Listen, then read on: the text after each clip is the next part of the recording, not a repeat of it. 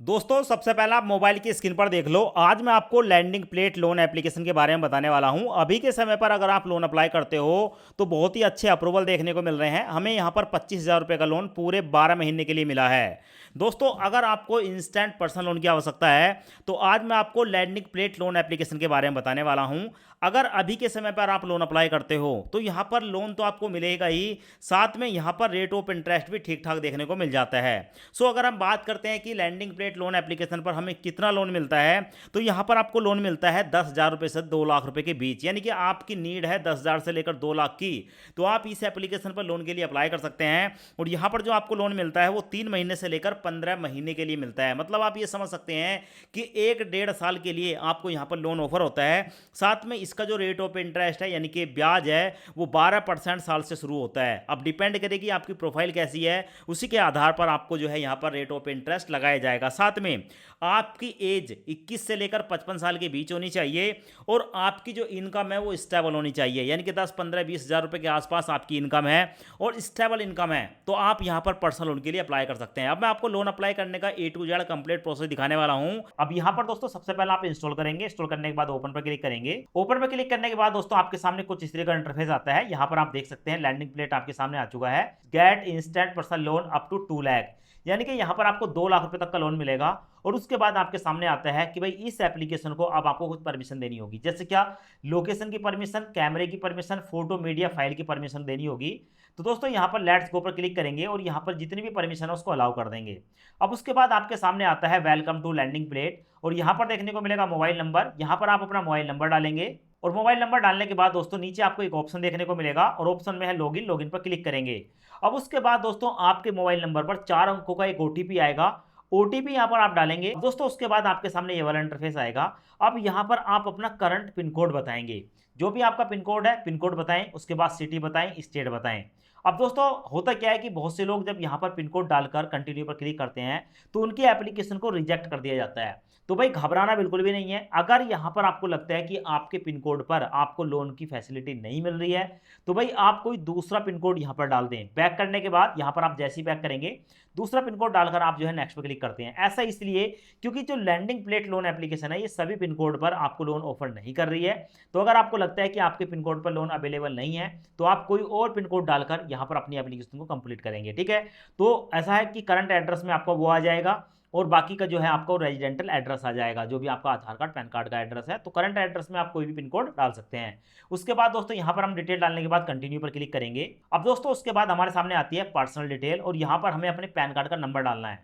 तो अपने pan card का नंबर डालेंगे। पैन कार्ड पर आपका फर्स्ट नेम और लास्ट नेम जो है वो डाल देंगे। अपनी डेट ऑफ बर्थ डालेंगे। उसके बाद दोस्तों आप बाकी की डिटेल डालने के बाद अपना जेंडर सेलेक्ट करेंगे और यहाँ पर आप सैलरीड हैं या बिजनेसमैन है, किसी एक ऑप्शन को सिलेक्ट करेंगे। उसके बाद हमसे पूछा जाता है कि select your business type, proprietorship, partnership या कंपनी। हमारा जो बिजनेस है वो कैसा है यहाँ पर हम सिलेक्ट करेंगे। और सिलेक्ट करने के बाद हमारे सामने आता है ईमेल एड्रेस। अपनी कोई भी एक पर्सनल ईमेल आईडी डालेंगे और उसके बाद दोस्तों कंटिन्यू पर क्लिक करेंगे। कंटिन्यू पर क्लिक करने के बाद हमारे सामने आता है कैप्चर सेल्फी।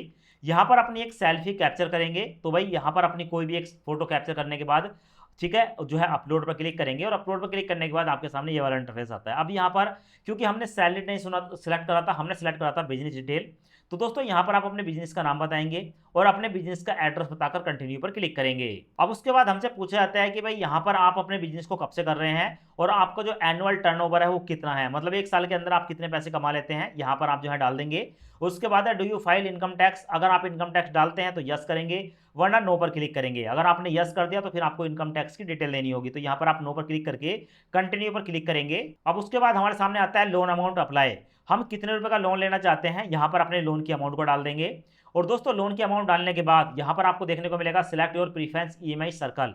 आप कितने दिन तक के लिए लोन लेना चाहते हैं, 1 महीना, 5 महीने, 10 महीने, 15 महीने, यहाँ पर आप सिलेक्ट कर लेंगे। और उसके बाद आपको देखने को मिलेगा इज ऑफिस ऑन। आपका अपना ऑफिस है तो यस, वरना नो पर क्लिक करेंगे।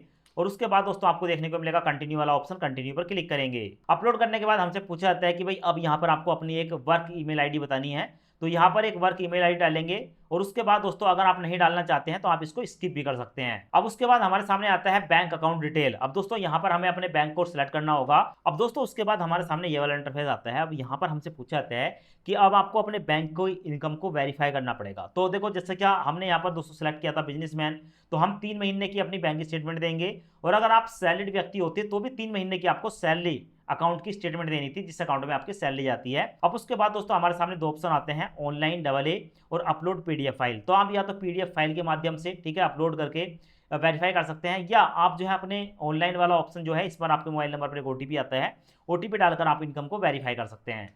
अब उसके बाद हमारे सामने ये वाला इंटरफेस आता है। यहाँ पर दोस्तों देखने को मिलेगा एंटर आधार नंबर, अपने आधार कार्ड का नंबर डालेंगे। यहाँ पर आपको एक कैप्चा देखने को मिलेगा, कैप्चा डालेंगे, उसके बाद नेक्स्ट पर क्लिक करेंगे। अब उसके बाद हमारे मोबाइल नंबर पर एक OTP आएगा, OTP यहाँ पर डालकर कंटिन्यू पर क्लिक करेंगे। अब उसके बाद दोस्तों यहाँ पर देखने को मिलेगा अलाउ वाला ऑप्शन, परमिशन को अलाउ करेंगे। परमिशन अलाउ होने के बाद दोस्तों हमारे सामने आता है वेरीफाई रेजिडेंस। अब दोस्तों यहाँ पर हमें अपने रेजिडेंस, हम जहाँ पर रहते हैं वहाँ का कोई भी एक बिल, टेलीफोन बिल, गैस का bill, electricity bill, credit card का स्टेटमेंट, रेंट एग्रीमेंट या वाटर बिल, इनमें से कोई भी एक जो बिल है दोस्तों उसकी फोटो खींचकर आपको अपलोड करनी है। अब दोस्तों जैसे ही हम अपलोड करते हैं तो हमारे सामने हमारा जो लोन है वो सैंक्शन होकर आ जाता है। फिलहाल आप देख सकते हैं हमें यहाँ पर 5,000 से लेकर 25,000 रुपये का लोन मिला है, जिसे हम ठीक है कम से कम 3 महीने और मैक्सिमम 12 महीने के लिए ले सकते हैं। और यहाँ पर हमें जो 25,000 रुपये मिले हैं, इस पर दोस्तों अगर हम इस 25,000 की अमाउंट को लेना चाहते हैं तो प्रोसेसिंग फीस में 1250 रुपये जाएगा, कन्वेंस फीस में भी 1250 जाएगा और इस फीस पर 450 रुपये का GST लगेगा और टोटल जो फीस होगी वो 2950 रुपये होगी और इसमें प्री EMI हमारी 124 रुपये कटेगी। टोटल मिलाकर अगर हम 25,000 रुपये का लोन लेते हैं तो हमारे बैंक में जाएगा 21,926 रुपये। नीचे जो है आपकी ठीक है रीपेमेंट शेड्यूल जो है वो देखने को मिल जाता है। अब दोस्तों जितने रुपए का भी आपको लोन लेना है उतनी अमाउंट को आप सेलेक्ट कर लेंगे और उसके बाद कंटिन्यू पर क्लिक करेंगे। अब दोस्तों जैसे ही हम नेक्स्ट पर क्लिक करेंगे तो हमारे सामने कुछ इस तरह का इंटरफेस आता है। इस लोन की राशि को लेने के लिए यहाँ पर हमें अपने बैंक को ऐड करना होता है। तो अपने बैंक का IFSC कोड बताएंगे, बैंक का नाम बताएंगे, बैंक की ब्रांच बताएंगे और अकाउंट नंबर बताएंगे और अकाउंट नंबर बताने के बाद दोस्तों कंटिन्यू पर क्लिक करेंगे। अब उसके बाद दोस्तों वेरीफाई इनकम पर क्लिक करेंगे। अब उसके बाद दोस्तों हमारा जो लोन है उसका एग्रीमेंट हमें देखने को मिल जाता है। तो फिलहाल आप यहाँ पर देख सकते हैं हमारा लोन का एग्रीमेंट आ गया। अब लोन लेने के लिए यहाँ पर आपको देखने को मिलेगा सिग्नेचर। तो सबसे पहले पेंसिल से सिग्नेचर करेंगे और उसके बाद साइन नाउ पर क्लिक करेंगे। अब उसके बाद दोस्तों हमारे सामने ये वाला इंटरफेस आता है। यहाँ पर अब हमें ऑटो डेबिट को इनेबल करना होगा। अब दोस्तों यहाँ पर हमें जो लोन मिलता है उसकी हर महीने एक EMI काटी जाती है। समय पर हमारे अकाउंट से EMI काट ली जाए उसकी परमिशन देनी होती है। तो भाई यहाँ पर आप नेट बैंकिंग या डेबिट कार्ड इन दोनों में से किसी भी एक ऑप्शन को सिलेक्ट करके अपने ऑटो डेबिट को इनेबल कर लेंगे। तो दोस्तों यहाँ पर मैं ऑटो डेबिट को इनेबल कर लेता हूँ। अब दोस्तों उसके बाद हमारे सामने हमारे लोन का जो एग्रीमेंट है वो कंप्लीटली आ जाता है। ठीक है, ये फाइनल डॉक्यूमेंट है और देखने को मिलेगा स्टैम्प ड्यूटी पेमेंट वगैरह की डिटेल और साथ में देखने को मिलेगा डॉक्यूमेंट टाइटल में लैंडिंग प्लेट है। अब दोस्तों एग्रीमेंट पढ़ने के बाद जैसे ही आप नेक्स्ट पर क्लिक करेंगे तो आपके सामने दोस्तों इंटरफेस आएगा प्रोसेसिंग योर फंड ट्रांसफर। अब यहाँ पर हमारे जो 25,000 रुपये का लोन है वो हमारे बैंक अकाउंट में ट्रांसफर कर दिया गया है और कुछ ही मिनटों के अंदर ये पैसा हमारे बैंक अकाउंट में ट्रांसफर हो जाएगा।